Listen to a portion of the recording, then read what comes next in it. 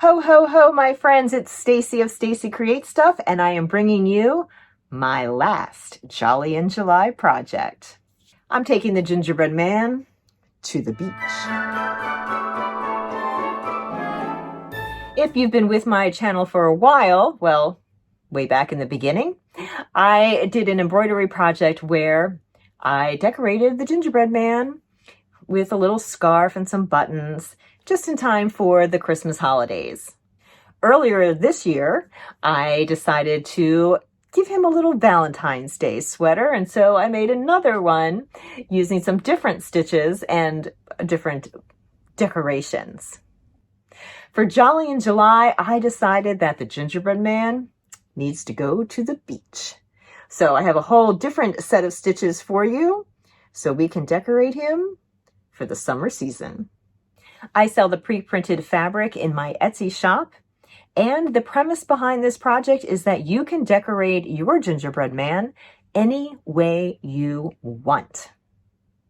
I love when projects are open-ended and it gives someone the creative freedom to have fun and experiment. So that's exactly what I've done with this one for our Jolly in July series. I will show you how to do the back stitch, satin stitch, and the detached buttonhole. That's what his little swim trunks are made from. All right, let's get started. Here's what you need for this project. A pre-printed gingerbread man available from my Etsy store, link in the description below, an 8-inch hoop, embroidery floss, and an embroidery needle.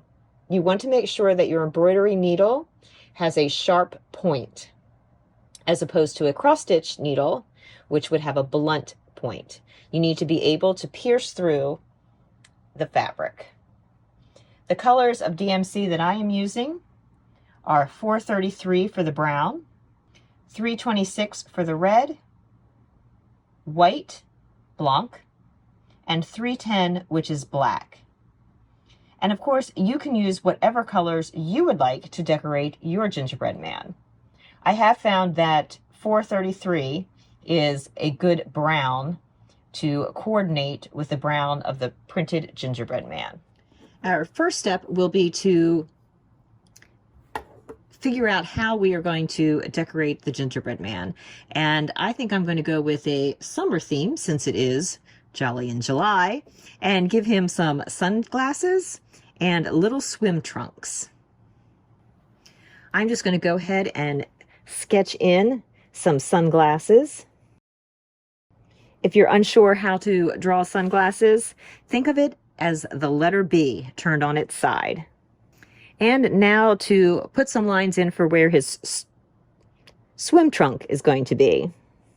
I'm using an erasable pen, so if anything goes awry, I can erase it.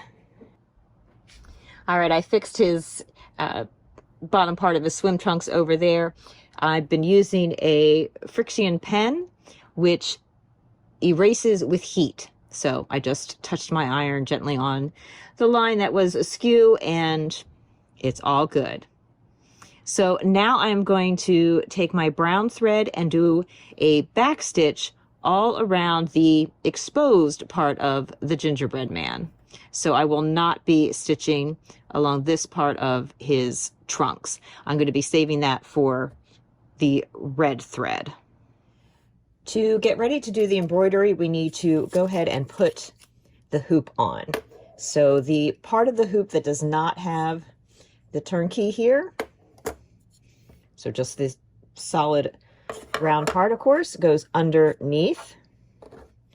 And then the part with the turnkey goes on top. And I've done my best to center the piece as best I can.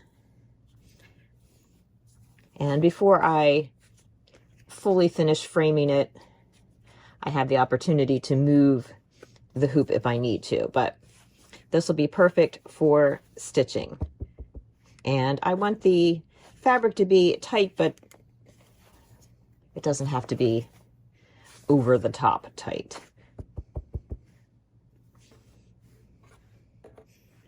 Next up is preparing to put the floss onto the needle. stranded floss typically comes in 6 strands, which I know is going to be hard to see.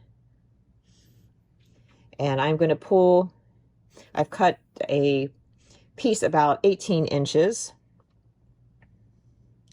And I am going to just pull out 1 strand at a time until I have 3 strands. It bunches up as you pull it out, and you just straighten it before you pull the next strand. Set that aside for a bit later, and then I'm going to just gather all the ends of those 3 strands are pulled, and I will thread those onto my embroidery needle. All right, with my needle threaded, I'm just going to knot the end, and I'm going to start the back stitch.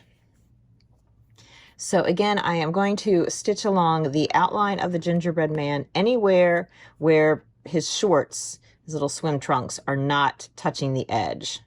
So I'll do around this foot and around this foot, and then I will go all the way around his body. I like outlining him. I just think it gives a nice crisp border to separate him from the background. To do the back stitch, I am coming up right on the edge, and I am about 1/4 of an inch away from the edge of the swim trunk, and I am going to stitch back, pull, and then I am going to come about the same distance away. This is the stitch length. You can use whatever stitch length you want. I will say though that as you go around corners, you may need to shorten your stitch length just a little bit in order for the curve to not look so blocky. And then I am going down into the fabric right where that first, well, where I first came up for the first stitch.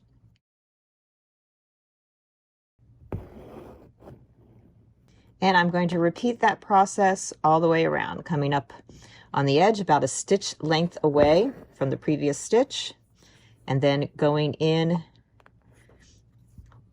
so those stitches meet.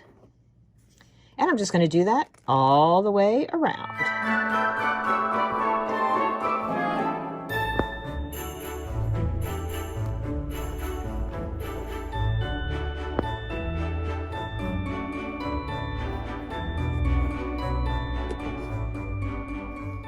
When you start to run low on thread, just turn it over to the back.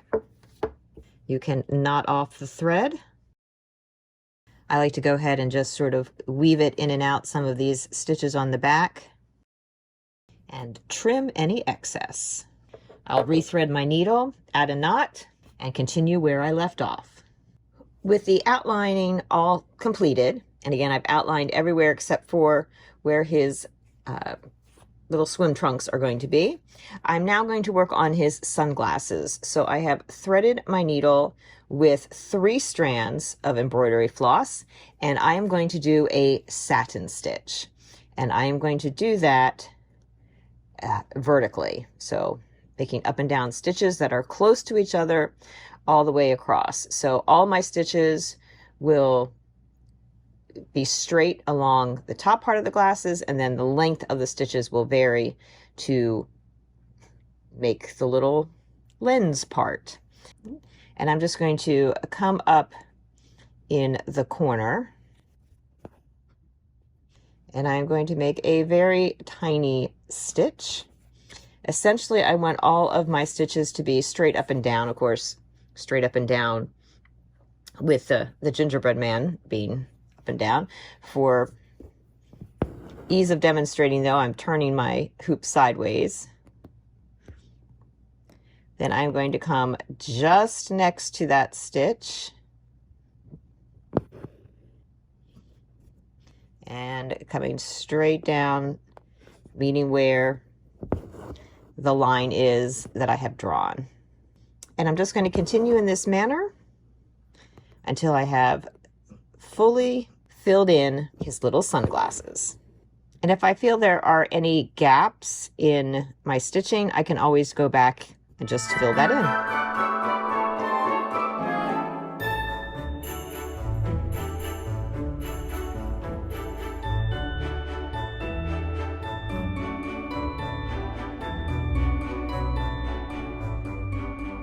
And here are the completed Gingerbread Man shades. Now there is a little bit of my drawn line showing, but that's okay. It's heat erasable. I'm just going to tap it with a hot iron in a bit and it will disappear. Let's move on to those swim trunks. For the swim trunks, I'm going to be using color 326 in DMC. That is my favorite red. It's actually called Dark Coral. I just like it because it's a more cherry red than an orange red. I have pulled myself a fairly long length of floss, and I am going to use all 6 strands for this because we are going to do a detached feather stitch, and it will cover much more area quicker with all 6 strands. I've threaded my needle, I've knotted the end, and we are going to do a back stitch outlining the entire little swim trunks. And it is important here that I try to get the same number of stitches along the sides. So I'm just going to go ahead and mark some little dots so I know where I want those stitches. So I have 1, 2, 3, 4, 5, 6 dots on that side. 6 dots on that side. The top and the bottom there do not have to match. They're obviously 2 very different lengths. That is fine. And I just want to try to make my stitches as even as possible. So if you feel like you could mark to go across, you certainly could. I am going to start my back stitch over here on the side, because ultimately I want to end back on this side.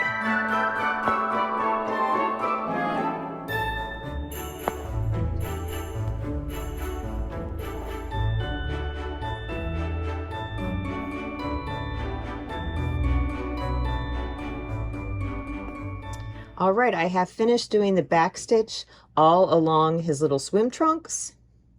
And now we are ready to start the detached buttonhole.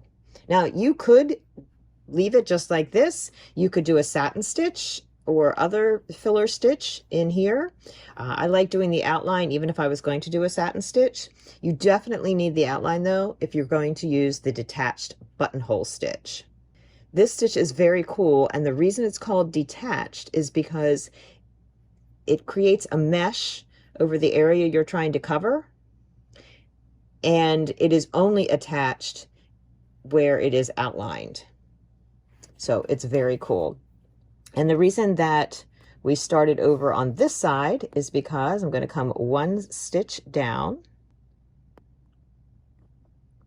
You want to create a long parallel, well, mostly parallel line across. Now this line will conform to the same line of his little belt there momentarily, and I'm going to come in 1 stitch down. So remember, we took the time to make sure that there were the same number of stitches on both sides there. I'm going to pull that through. You do not need to worry that this line is going above the stitch line. As we start making the detached buttonholes, this will fall into place. Now, one thing you do want to keep in mind is that, I'm going to turn this over, you need to have enough thread to carry yourself all the way across to the other end. And I think this is going to be just enough. So fingers crossed as we play thread chicken. If I didn't think it was going to be enough, I would end it and rethread a new piece and then just come up where I'm about to show you. So I'm going to come 1 stitch down, again right there, pull that through, Okay, and I'm not pulling terribly tight. I want this to have some give to it, but not too much. Now I am left-handed, as you can see. Certainly you can do this stitch right-handed as well. You would just be holding down this part of the thread with your left hand, as opposed to me holding it with my right, and you would have the needle in your right hand, as opposed to me having it in the left.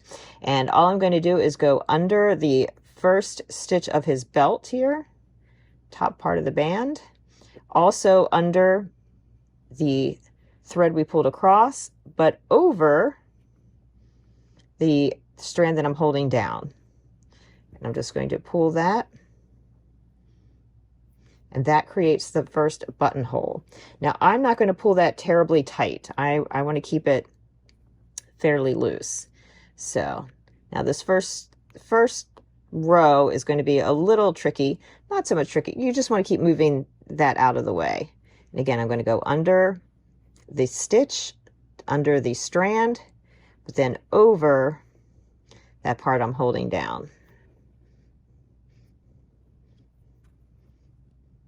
Then I can kind of keep moving that so I can make sure that I'm getting the next stitch.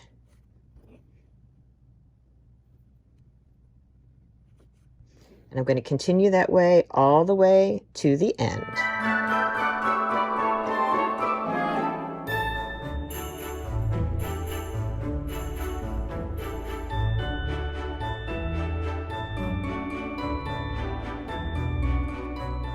If your thread gets a little twisty, just turn your hoop upside down. It will untwist, make it a little easier to keep going. And again, I'm not going into the fabric at all. This is a detached stitch. All right, now that I have reached the end, I think I have enough thread to make a line going back. I'm going to go down into the same spot where I had that thread come up to go across. Because again, you're only attaching anywhere there is the outline. I'm going to come down one stitch.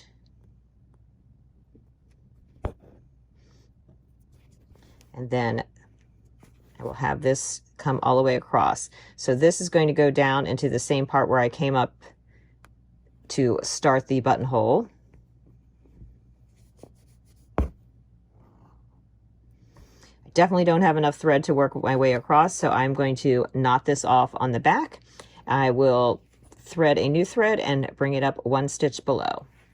All right, so I have rethreaded my needle, put a knot on the end, and I am going to be starting down here, just one stitch below where the line came across.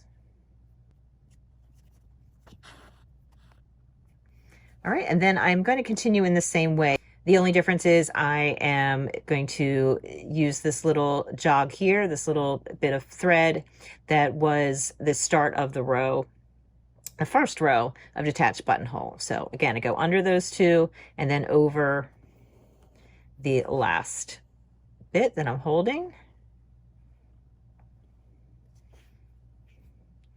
And again, I'm not pulling terribly tight, but I'm not keeping it super loose either.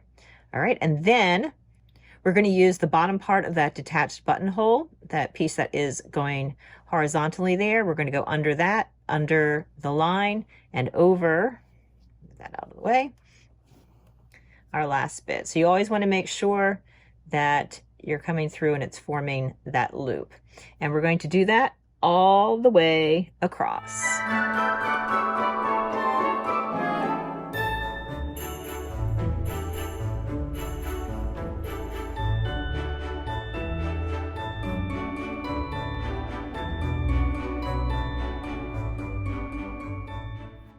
Now I feel like there needs to be a little bit, one more stitch here on the end, even though this was technically the last available little thread. So instead of going under that stitch, because I've already gone under that one, I'm going to catch the side stitch there, still go under the thread that was the bar that went all the way across, and still go over that last one. That will add an extra stitch essentially. And we have the start of his suit. So we're just going to repeat that. Again, I'm going to go down into the same space that that bar started. So I have to sort of lift up the stitch a little bit. This is one of the few times that the needle goes down into the fabric. Otherwise, through all of this part, it is all loose. Then I'm going to come one stitch down. And this is for the next bar across. And then this bar goes in where I had come out to start making the detached buttonhole stitch. And then I'm going one stitch down. So I'm going to continue that. We'll see how far I get before I have to start making adjustments in order to fill in for the legs. And just remember too, when you start out, I like to catch that little jog that I made from the previous row. That helps give me a little extra stitch at the beginning. As we've come down to the base of the little cuff of his shorts there, instead of going a whole stitch down, I am just going half a stitch because I still need to, I want to get to the very bottom of him here before I finish off the cuffs. So I'm going to keep that just a little closer, and likewise I am going to bring the other end of it about halfway between this next to the last stitch. And I think it'll be time to get a new strand of thread. All right, so I'm getting pretty close to having this fabric having the fabric of the detached buttonhole stitch come down to the bottom. I think this next row should be able to do it. That's what's great about the detached buttonhole, is that you can kind of stretch and play with the fabric. I'm mostly wanting that center part to come down here. So I am at between the last two stitches on the side part of the gingerbread man. Now this is a bit of a unique situation because we're going to end up with stitches once we kind of close this off here. There'll be two separate little pieces to do, but that'll be fine. So I am going to carry this thread all the way across to the other side, going in the same spot in between these two stitches on the side. And I am going to tug that so that there's definitely enough play in that to come all the way down. All right, and then we are going to, I know we're right at the top of the cuff there, and that's fine. We're going to come up through there. I have a really long thread to get me through. And I am going to just go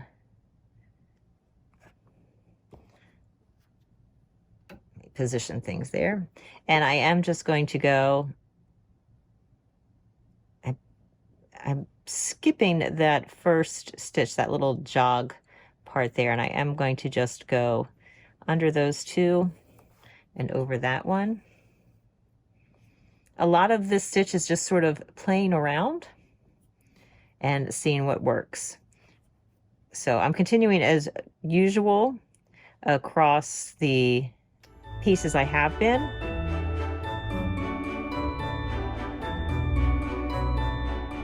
And then as I get closer to the center part there, things will get a little different.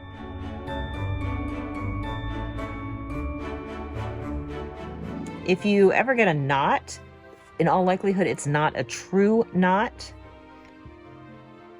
Nothing has passed through. You may just need to give a little pull, gently work it out.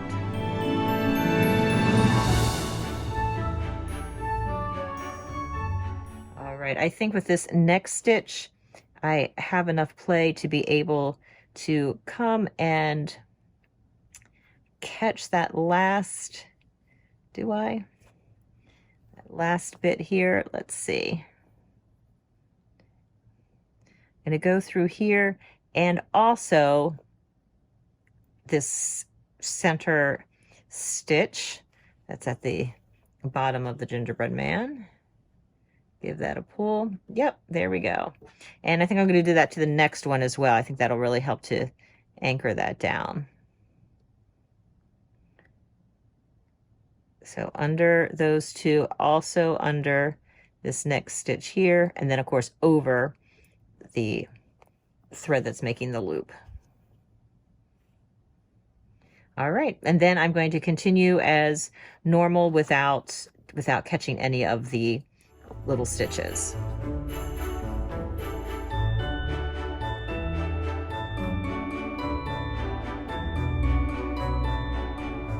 Okay, now that I've made my way across, I'm going to go ahead and just go in, same spot I came out before.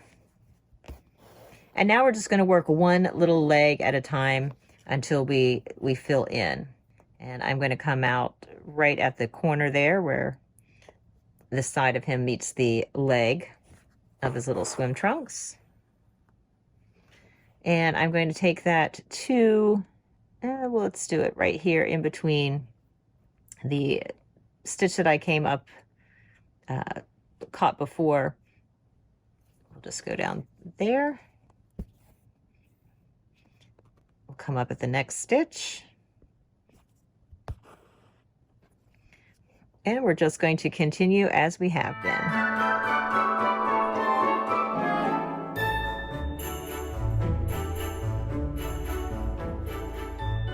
And with this, I'm just going to go down where I had come out before. It's right at the corner. And we're just going to fill in triangularly. Whew. So I'm coming down one stitch. I'm now onto the leg.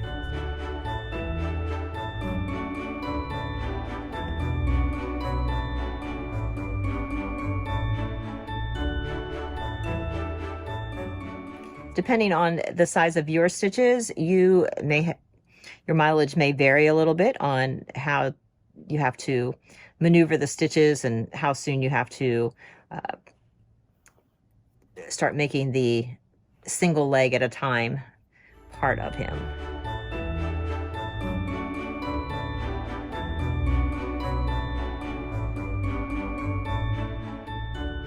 And as I've approached where I've started, I'm going to go ahead and tack down my stitch.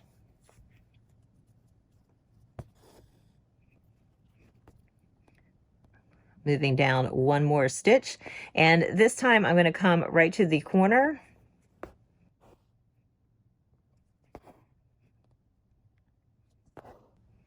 And now as I pick up those stitches, much like I did at the bottom here, I'm also going to pick up the bottom stitch there.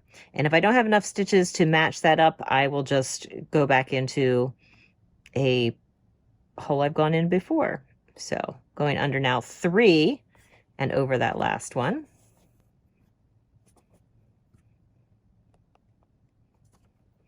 I can also skip one of the back stitches on the leg if I need to as well, which I think I'm going to do.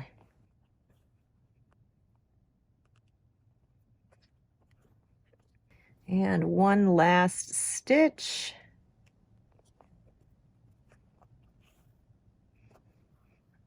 And then I'm just going to go down into the back. And I think I'm going to knot that and then just move over to this part, and that way, in case anything goes awry over here, I have a nice knot to end this part, because that looks pretty good.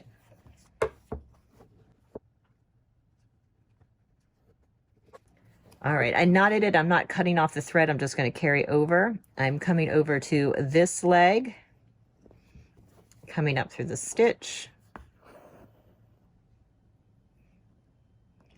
going to come to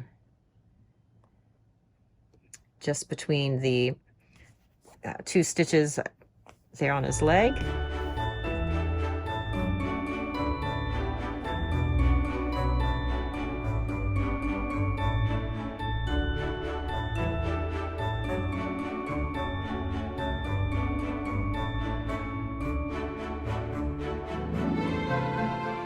I'm going to go ahead and do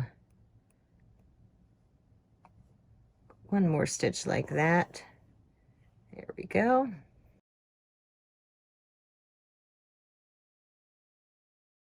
Come back up. And there we have his finished little swim trunks. I did, on that last line that I brought over, I did catch those back stitches that were along the leg there. And then I just tacked down the thread at the end. So I'm going to knot that off.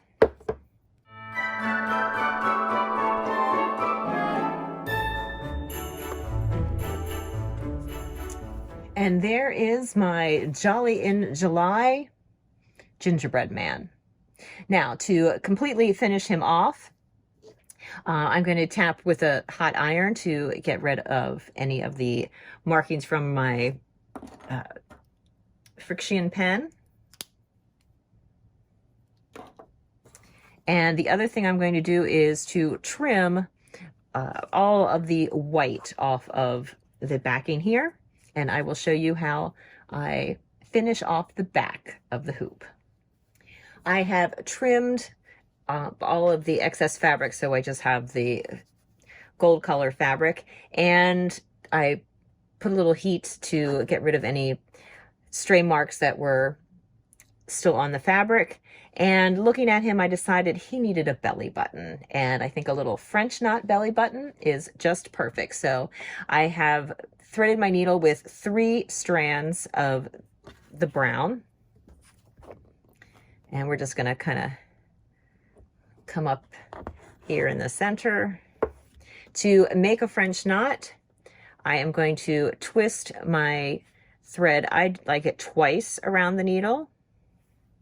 And then before I push the needle all the way through, I am giving a little tug to make sure that those wraps are at the base of the fabric there. Then I'm just going to pull it through. Oh, I think that's perfect. One other thing I'm going to add is I have a little seashell button. We'll have him hold the little seashell button. So I'm just going to use the same embroidery floss. Come up there. This is a button that has a shank on the back. Just put that in there.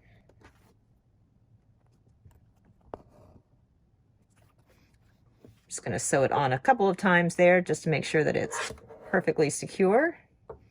And then I will knot that off.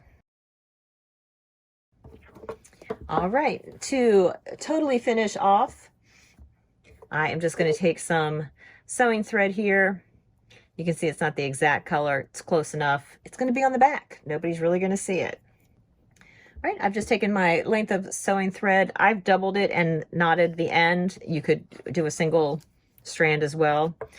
Again, just making sure you knot the end. And then I'm flipping my project over. I've double checked that my gingerbread man is fairly well centered. I'm going to give a little extra tug all the way around, make sure he's good and tight in there. And then close to the edge, maybe about 1/4 of an inch away, I am just going to make a running stitch all the way around. The size of the stitches does not have to be terribly small, maybe about 1/2 inch, a little less. And you can see that I am tugging on the thread as I pull it through to help gather the backing. I'll be able to distribute those folds of fabric more evenly once I have completed sewing the running stitch all around the edge. Then I'm just going to tie off my thread at the end. Word to the wise, do not play thread chicken. Make sure you have enough thread to go all the way around.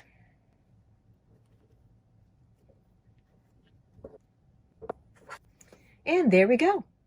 I can finish him off by adding a little bow if I want, or hanging ribbon, which is probably what I will do, so that I can hang him with my other gingerbread men.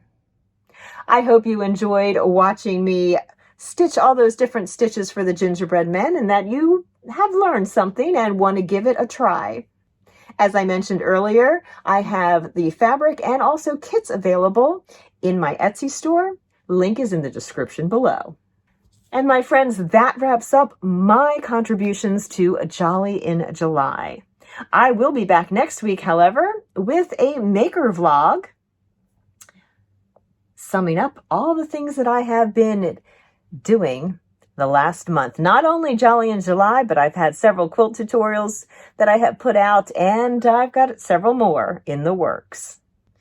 Until then, my friends, stay merry. Bye.